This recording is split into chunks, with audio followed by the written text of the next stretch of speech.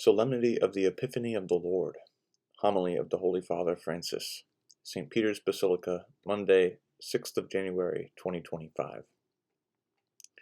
We saw his star as it rose, and have come to do him homage. This is the testimony that the Magi gave to the inhabitants of Jerusalem, announcing to them that the King of the Jews was born. The Magi testified that they had set out in a different direction in their lives because they had seen a new light in the sky.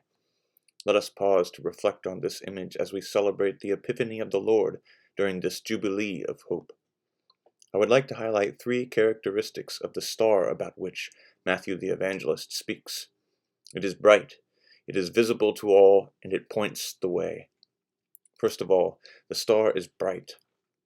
Many rulers at the time of Jesus called themselves stars because they felt important, powerful, and famous.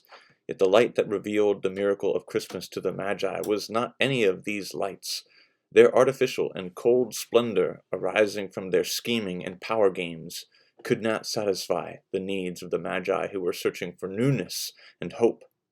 Instead, they were satisfied by a different kind of light, symbolized by the star, which illumines and warms others by allowing itself to burn brightly and be consumed. The star speaks to us of that unique light that can show to all people the way to salvation and happiness, namely that of love. This is the only light that can make us happy.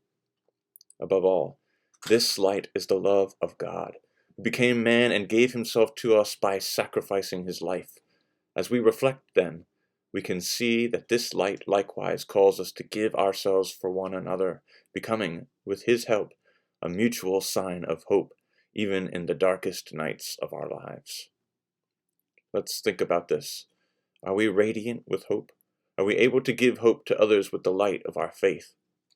The star that led the Magi to Bethlehem by its brightness. We too, by our love, can bring to Jesus the people that we meet, enabling them to see in the Son of God made man the beauty of the Father's face and his way of loving, which is through closeness, compassion, and tenderness. Let us not forget this. God is close, compassionate, and tender.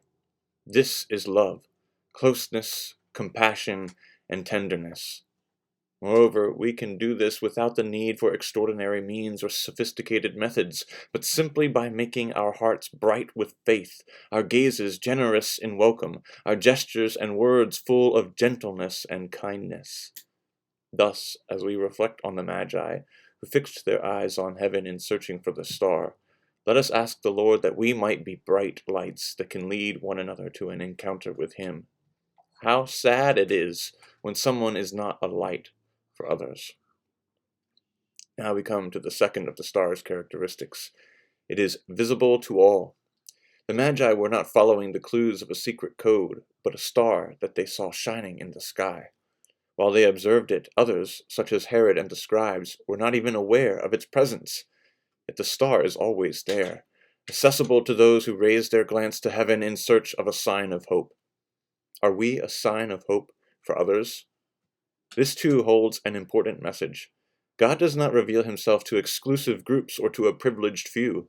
God offers his companionship and guidance to those who seek him with a sincere heart. Indeed, he often anticipates our own questions, coming to seek us even before we ask.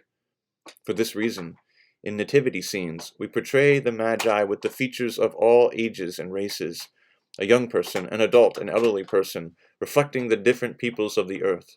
We do this in order to remind ourselves that God seeks everyone, always. God seeks everyone, everyone. We do well to meditate on this today. At a time when individuals and nations are equipped with ever more powerful means of communication, and yet seem to have become less willing to understand, accept, and encounter others in their diversity.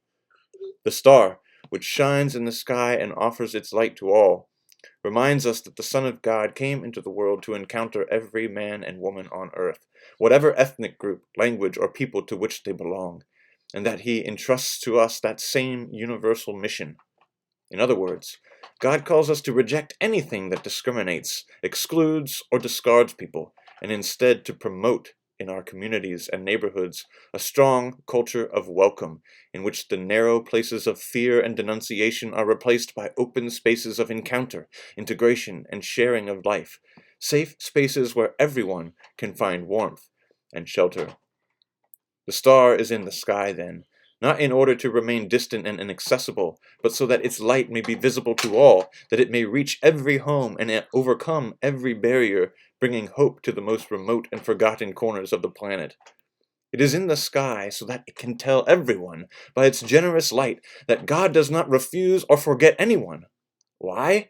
Because he is a father whose greatest joy is to see his children returning home, gathered together from all parts of the world. He delights to see his children building bridges, clearing paths, searching for those who are lost, and carrying on their shoulders those who struggle to walk, so that no one is left behind, and all may share in the joy of the Father's house. The star speaks to us of God's dream that men and women everywhere, in all their rich variety, will together form one family that can live harmoniously in prosperity and peace. This brings us to the third of the star's characteristics. It points the way. This too is a helpful insight, especially in the context of the Holy Year that we are celebrating, in which one of the main features is pilgrimage. The light of the star invites us to undertake an interior journey that, as St. John Paul II wrote, frees our hearts from all that is not charity, in order to encounter Christ fully, professing our faith in him and receiving the abundance of his mercy. Walking together is traditionally associated with our human quest for meaning in life. By looking at the star, we can also renew our commitment to be women and men of the way, as Christians were referred to in the first years of the Church. Thus may the Lord make us lights leading others to himself. May he make us generous, like Mary, in giving of ourselves, welcoming and humble in walking together, so that we may meet him, recognize him, and do him homage. Renewed by him, may we go out to bring the light of his love into the world. Amen.